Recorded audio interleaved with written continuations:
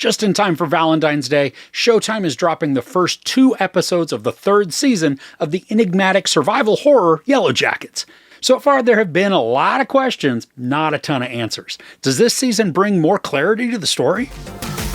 As summer arrives, the Yellowjackets face a fragile victory. The brutal winter that nearly claimed them is finally behind them, but distrust in leadership and tension within their team jeopardize their chances of being rescued.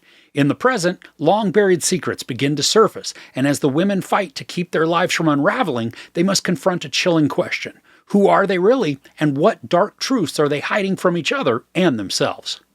So I've had the opportunity to screen the first 4 episodes of this season. I'm going to certainly be keeping it spoiler-free, but I also just wanted to provide a little insight in case you've been digging the show, but are worried it's venturing way too far into lost territory and doesn't really have any sense of direction to the plot.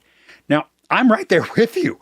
This picks up shortly after the events of Season 2 at Lottie's cultish retreat center, and the characters, they're now in various states of dealing with that aftermath. In the past, it's been a few months since the cabin burned, and the teens are now settling into their new digs.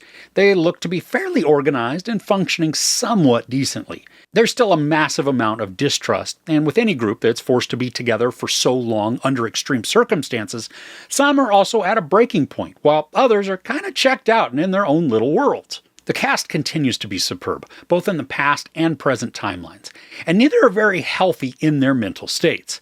Now, the storyline in the past, it does begin to move us a little closer to learning more of what actually went down with the team. We know that they began to snack on each other, and they also began believing in the power of it, maybe forest or nature or whatever. But when it demands sacrifice, good things usually flow from that believed obedience. Now, in the 4 eps that I watched, we don't have concrete answers laid out, but we're watching them take part in more primitive behaviors, even morphing their games into ones that feel slightly spiritually based. And the dynamics of the group, they're also very tense. I don't know about you, but at first, I kind of liked Shauna as a teen. But the more and more that I watch her actions, she travels down a very dark path that tends to make her vicious. I mean, come on, I know that because of her own very personal tragedies, she's grieving hard. And her mood swings, they're understandable.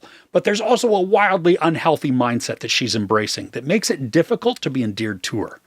And I do love the influence that she wields, though. She is a fierce leader, and even if those that follow only do so out of fear, she certainly commands their attention.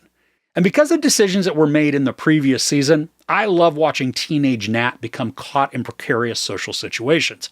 Sophie Thatcher has already had quite the awesome past several months with Heretic and Companion, and at times her talent almost feels wasted within this story. But she is a complex character who adds a lot of tension to the past arc, especially as a few discoveries are made in episodes 3 and 4. I mean, there are breaking points within the group that are both riveting and anxiety-producing. And then going back to Shauna in the present, I'm really beginning to dislike her as a character too. Melanie Lynskey is spectacular in the role. She's unhinged, a bit chaotic, and very unpredictable in her ferocity. The exasperated expressions she gives off are uncomfortably funny, and a lot of the time I wish she'd just take a bit of herbal relaxation to kind of chill out, not be so explosive. But through these episodes, she's creating a lot of enjoyable story complications. I love that we get more of Lauren Ambrose this season, and when she, as Van, is teamed up with Tawny Cypress's Thaisa, they get into a bit of mischief that starts out fun and cute, and then transitions into something way more dark. Christina Ricci is still a standout playing the adult Misty. She's just as terrifying as always, but this season also provides the character more opportunities to become more sympathetic, allowing us to watch how she deals with her last interaction with Nat.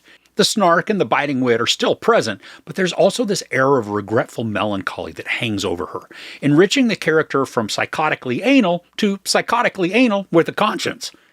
I'm honestly not fully grasping where the storyline of the present is taking us. I mean, it's great to see these actors and the stress that they live with, whether it's thrust on them or they bring it on themselves, but I don't see an actual point in their trajectory.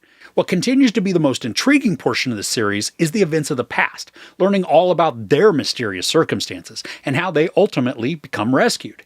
And being able to see both past and present does allow the younger actors to show how impressive their skills can be by mimicking the mannerisms and the speech patterns of their older counterparts. And there are many times where I almost forget that the pairs weren't related just thanks to how well they can match vocal stylings and tones.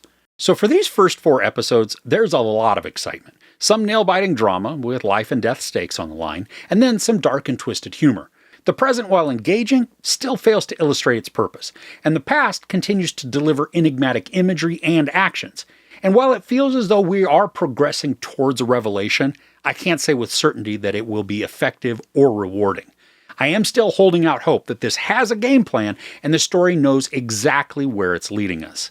There's no sex or nudity, a ton of profanity, and some violence. Now, I'm not going to give this a score right yet, but if you're already invested in the series, this is a great kickoff to Season 3, and fingers crossed that it continues in that way.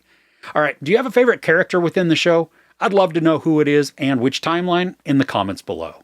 If you enjoyed this review, please give it a like. Also, don't forget to share and subscribe. I'm Chris. This is Movies and Munchies. Thanks for couching with me.